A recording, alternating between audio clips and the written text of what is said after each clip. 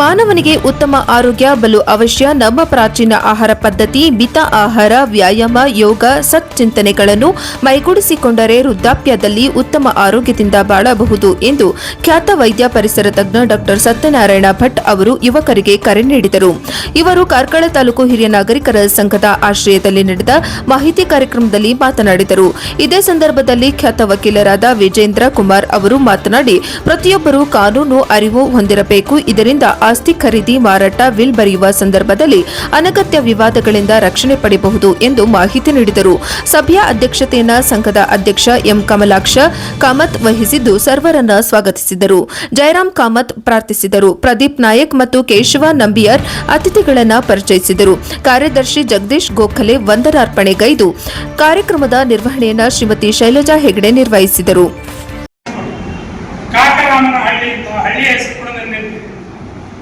ಆ ಕಾಕರಾಮನ ಹಳ್ಳಿಯ ಹೆಂಗಸು ಹೇಳಿದ್ದು, ಕೋಳಿ ಕಾಳಿನ ಗಿಡ ಸಾರ್ ಬಸೊಪ್ಪು ಬಸ್ಸಾರು ಎಲ್ಲ ಮಾಡಬೇಕಲ್ಲ.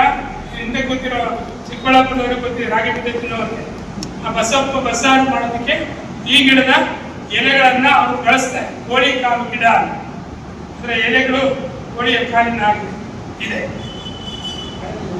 ಆದ್ರೆ ಹಳದಿ ಹೂವು, ಆದ್ರೆ ಅದರಲ್ಲಿ ಒಂದು ಸಾಸಿವೆ ಹಾಗೆ ರಚನೆ. ಹಳದಿಯ ಹೂವು, ಸಾಸಿವೆ ಹೂವಿಗೂ ಕೂಡ ಹಳದಿ ಹೂವು, ಈ ಗಿಡಕ್ಕೂ ಕೂಡ ಹಳದಿ ಹೂವು. ಇದು ಕೂಡ ಪ್ರಕಾಶ ಎದುರುಗಡೆ ನೆನೆದುಕೊಂಡು ಕೋಳಿ ಕಾಲ ಗಿಡ. ಸ್ವಾಮಿ ಬ್ರಹ್ಮ ಸಂವತ್ಸರ ಅಂತೇಳಿ ಈ ಗಿಡಕ್ಕೆ ಹೇಳ್ತಾರೆ. ಇದು ನಿಮ್ಮ ವಾಟ್ಸಪ್ ಯೂನಿವರ್ಸಿಟಿಯಲ್ಲಿ ಸಿಕ್ಕೋದಿಲ್ಲ. ವಾಟ್ಸಪ್ ಯೂನಿವರ್ಸಿಟಿಯಲ್ಲಿ ಸಿಗೋದು ಯಾಕಂತಂದ್ರೆ ಈ ಗಿಡವನ್ನು ನಾವು ಇವತ್ತು ಬಹಳ ನೋವಾಗುತ್ತೆ, ಬಹಳ ದುಃಖದ ಸಂಗತಿ.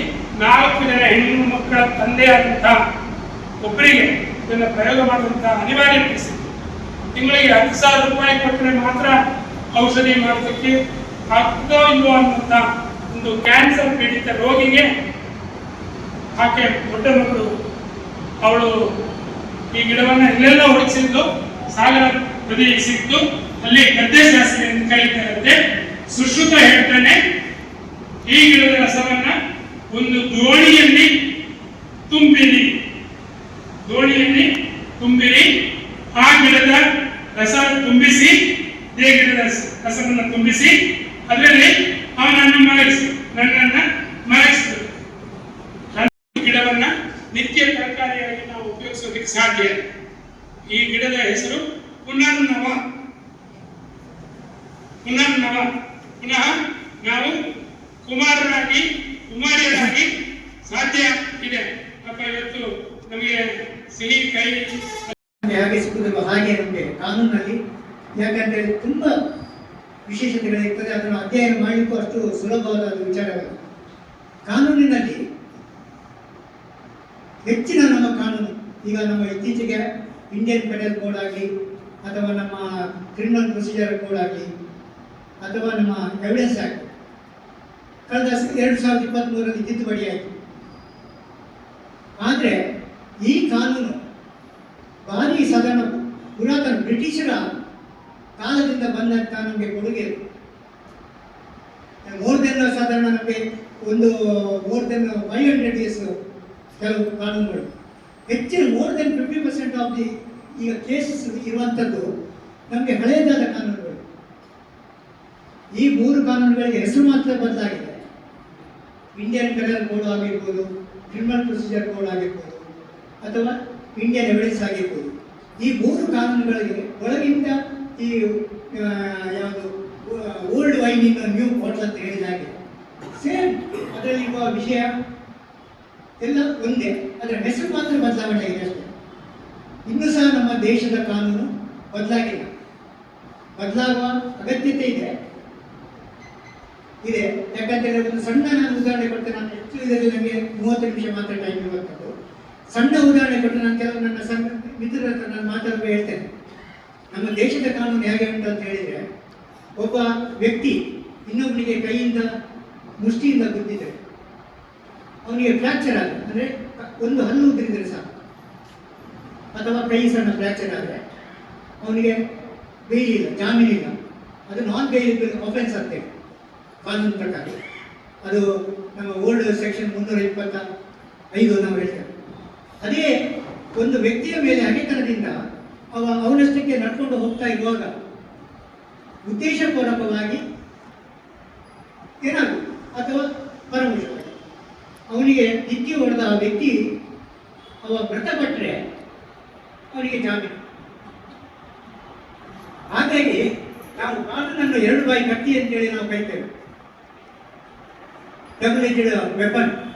ಯಾಕೆಂದರೆ ಅದನ್ನು ನಾವು ಯಾವ ರೀತಿಯಲ್ಲಿ ನಾವು ಅದನ್ನು ನಮ್ಮ ರಕ್ಷಣೆಗೋಸ್ಕರ ಅಥವಾ ನಮ್ಮ ಪ್ರಯೋಜನಕ್ಕೋಸ್ಕರ ನಾವು ಉಪಯೋಗ ಮಾಡಬಹುದಾ, ಅದೇ ರೀತಿಯಲ್ಲಿ ನಾವು ಇನ್ನೊಬ್ಬರಿಗೆ ತೊಂದರೆ ಕೊಡಲಿಕ್ಕೋಸ್ಕರ, ಇನ್ನೊಬ್ಬರಿಗೆ ಅವರ ವರ್ಚಸ್ಸಿಗೆ ತಪ್ಪಿ ತರೋದಕ್ಕೋಸ್ಕರ, ಅವರಿಗೆ ಹಾನಿ ಮಾಡೋದಕ್ಕೋಸ್ಕರ ಇದನ್ನು ದುರುಪಯೋಗ ಮಾಡುವಂತಹ ಪರಿಸ್ಥಿತಿಗಳಿವೆ. ಸತ್ಯವನ್ನೇ ಹೇಳುತ್ತೇನೆ, ಸತ್ಯವನ್ನ ಅಲ್ಲದೆ ಇನ್ನೇನನ್ನು ಹೇಳುವುದಿಲ್ಲ. ಯಾಕಂದ್ರೆ ನನ್ನ ಹೆಸರು ಸತ್ಯನಾರಾಯಣ ಭಟ್.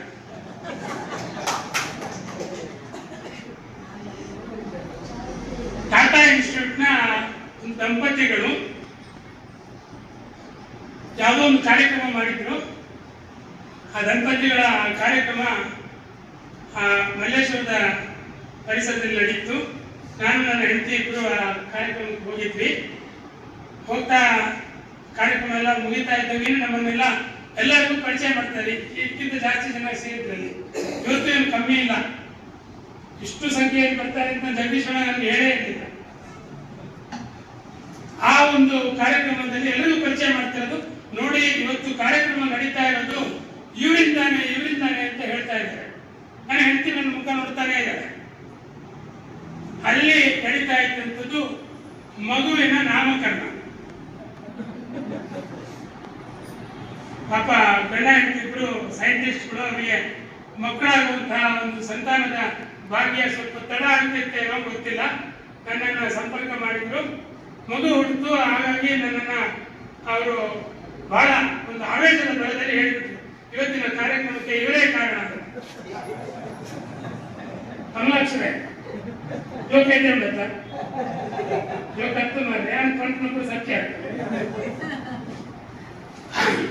ವಕೀಲರೇ, ನಿಮ್ಮ ಒಂದು ಆಫೀಸ್ನಲ್ಲಿ ಒಂದು ಹೆಂಗಸು, ಆ ಆಫೀಸ್ನ ಲೇಡಿ ಕ್ಲರ್ಕ್, ಅವಳ ಹತ್ರ ಬರೀ 3.5 ಲಕ್ಷ ರೂಪಾಯಿ ಹಣ ಇತ್ತು. ಯಾವ್ಯಾವುದು ಅದೆಲ್ಲ ಕೂಡ ಹಾಕಿದ್ದು.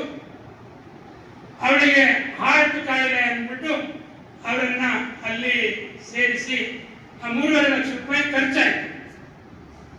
ಆಮೇಲೆ ಅವರ ಹತ್ರ ದುಡ್ಡು ಇರಲಿಲ್ಲ. ನಾನು ಸರ್ಕಾರಿ ಸೇವೆಯಲ್ಲಿದ್ದಂತಹ ಆಸ್ಪತ್ರೆಯಲ್ಲಿ ಪ್ರಾಂಶುಪಾಲ, ಹೆಡ್ ಮಾಸ್ಟರ್ ಅಂತ ಕರ್ಕೊಳ್ಳೋದು. ಅವ್ರ ವಕೀಲರು ನನ್ನ ಕರೆದು ಹೇಳಿದ್ರು, ಸ್ವಾಮಿ, ನಮ್ಮ ಹತ್ರ ಇದ್ದ ದುಡ್ಡೆಲ್ಲ ಖರ್ಚಾಗಿದೆ, ಏನ್ ಮಾಡಬೇಕು ನೋಡುವ, ಕರ್ಕೊಂಬನ್ನಿ ಅಂತ ಕರ್ಕೊಂಡ್ಬಂದ್ರು. ನನ್ನ ಆಸ್ಪತ್ರೆಯಲ್ಲಿ ಅಡ್ಮಿಷನ್ ಚಾರ್ಜು 140 ರೂಪಾಯಿ, ಆಮೇಲೆ ವಾರ್ಡ್ ಚಾರ್ಜು 15 ರೂಪಾಯಿ. ಸ್ಪೆಷಲ್ ವಾರ್ಡ್, ಸರ್ಕಾರಿ ಸೇವೆ. 10 ವರ್ಷಗಳ ಹಿಂದೆ ಆಗ್ಬೇಕಾದ್ರೆ ಎಲ್ಲ ಆಯ್ತು. ಟ್ರೀಟ್ಮೆಂಟ್ ಕೊಡ್ತಾ ಇದ್ದೆ.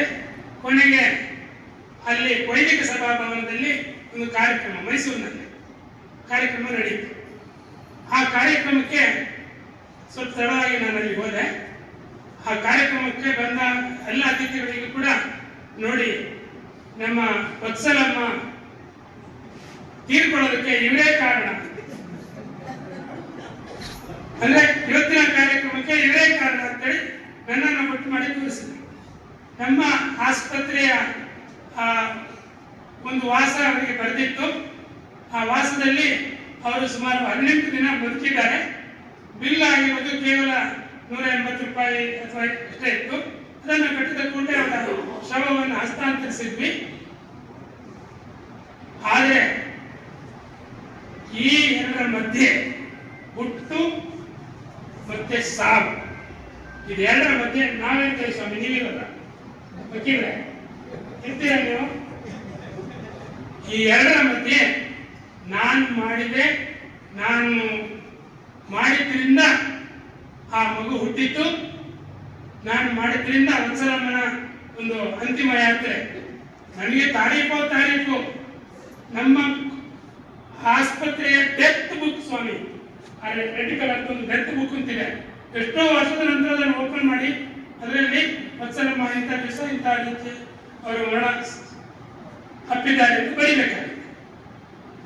ನಮ್ಮ ಒಂದು ವರಿಷ್ಠ ಸಂಸ್ಥೆ ಇರುತ್ತೆ, central council of Indian medicine, ಅವರು ಬಂದವರು ನನಗೆ ತಾರೀಕು ಕೊಡ್ತಾರೆ, ಸ್ವಾಮಿ ನಿಮ್ಮ ಆಸ್ಪತ್ರೆಯಲ್ಲಿ ಸಾವೇ ಆಗ್ತಿರ್ಲಿಲ್ಲ, ಅದು ಹೆಂಗೆ ನೀವು ಈ ಬುಕ್ ಓಪನ್ ಮಾಡಿದ್ರಿ. ಹಾಗಾಗಿ ಎಲ್ಲ ವ್ಯವಸ್ಥೆಗಳ ಮಧ್ಯೆ ಆಯುರ್ವೇದದ ಒಂದೇ ಒಂದು ವಾಕ್ಯ ಹೇಳ್ತೀನಿ, ವ್ಯಾಧೇಶ್ ತತ್ವ ಪರಿಜ್ಞಾನ. ಇವರಿಗೆ ಯಾವ ರೀತಿಯ ಕಾಯಿಲೆ ಇದೆ, ಇವರಿಗೆ ನೋವುಗಳು ಯಾವ ರೀತಿ ಇರುತ್ತದೆ ಅದನ್ನು ನಾವು ತಿಳಿಯಬೇಕು. ನಿಮ್ಮ ದೇಹದ ಒಳಗಡೆ ನಾನು ಪ್ರವೇಶ ಮಾಡಬೇಕು ಅಂತ ಹೇಳ್ತಾರೆ. ವ್ಯಾಧೇಶ್ ತತ್ವ ಪರಿಜ್ಞಾನ, ವೇದನಾನಾಂಚ ನಿಗ್ರಹ. ಆ ನೋವುಗಳನ್ನು ನಾನು ಶಮನ ಮಾಡಲಿಕ್ಕೆ ಇರುವಂತಹವನು, ಆ ನೋವುಗಳನ್ನು ಕಳೆಯಲಿಕ್ಕೆ ನಾನು ಇಲ್ಲಿ ಇದ್ದೇನೆ. ರಕ್ಷಣೆ ಸಿಕ್ಕದಿದ್ದರೆ ಅಥವಾ ನೆರೆಕೆರೆಯವರಿಂದ ಆಗಲಿ ಅಥವಾ ಬೇರೆ ವ್ಯಕ್ತಿಗಳಿಂದ ಏನಾದರೂ ತೊಂದರೆ ಅಥವಾ ಅಪಾಯ ಒಟ್ಟು ಬಂದಲ್ಲಿ ಸೂಕ್ತ ರಕ್ಷಣೆ ಕೊಡಬೇಕಂತೇಳಿ ಕಾನೂನು ಸಹ ಹೇಳ್ತದೆ. ಮಾತ್ರ ಅಲ್ಲ, ಸುಮಾರು ಸಾಧಾರಣ ಒಂದು 25 ವರ್ಷದ ಹಿಂದೆ ಆಗಿನ IGP ಅವರು ಒಂದು ಸರ್ಕ್ಯುಲರ್ ಹೊರಡಿಸಿದ್ದಾರೆ. ಅದು ಏನಂತ ಹೇಳಿದರೆ, ಯಾರೆಲ್ಲ ಸೀನಿಯರ್ ಸಿಟಿಸನ್ಸ್ ಇದ್ದಾರೆ ಆ್ಯಕ್ಚುಲಿ ಅವರ ಮಾಹಿತಿಯನ್ನು ಪೊಲೀಸ್ ಸ್ಟೇಷನಿಗೆ ಕೊಟ್ಟರೆ ಪ್ರತಿ ಅವರ ವೀಕ್ಲಿ ವಾರಕ್ಕೆ ಒಮ್ಮೆ ಸಂಬಂಧಪಟ್ಟ ಪೊಲೀಸ್ ಸ್ಟೇಷನ್ನಿಂದ ಅವರು ಬೀಟ್ ಪೊಲೀಸ್ ಅಂತ ಹೇಳ್ತಾರೆ ಏನಿದ್ದಾರೆ, ಅವರು ಆ ಸೀನಿಯರ್ ಸಿಟಿಸನ್ಸ್ನ ಮನೆಗೆ ಬಂದು ಅವರನ್ನು ವಿಚಾರಿಸಿ ಹೇಗಿದ್ದೀರಿ, ನಿಮಗೆ ಯಾರಿಂದಾದರೂ ತೊಂದರೆ ಉಂಟಾ, ಏನು ರಕ್ಷಣೆ ಬೇಕಾ ಅಂತೇಳಿ ಅದನ್ನು ಹೇಳಿ, ಒಂದು ವೇಳೆ ಯಾರಿಗಾದರೂ ತೊಂದರೆ ಉಂಟಂತಾರೆ ಅದನ್ನು ಸರ್ಕಾರಕ್ಕೆ ರಿಪೋರ್ಟ್ ಮಾಡುವಂಥ ಕಾನೂನುಬದ್ಧ ಜವಾಬ್ದಾರಿ ಅವರಿಗೆ ಉಂಟು. ಈ ಬಗ್ಗೆ ಸರ್ಕ್ಯುಲರ್ ಮೊದಲು ಸಲೀಂ ಅಂತೇಳಿ ನಮ್ಗೆ ಗೊತ್ತುಂಟು IGP ಈಗಿರು, ಅವರು SP ಆಗಿರುವಾಗ ನಮ್ಮ ಜಿಲ್ಲೆಯಲ್ಲಿ ಆ ಸಮಯದಲ್ಲಿ ಒಂದು ಸರ್ಕ್ಯುಲರ್ ಆಗಿ ಬಂದಿತ್ತು.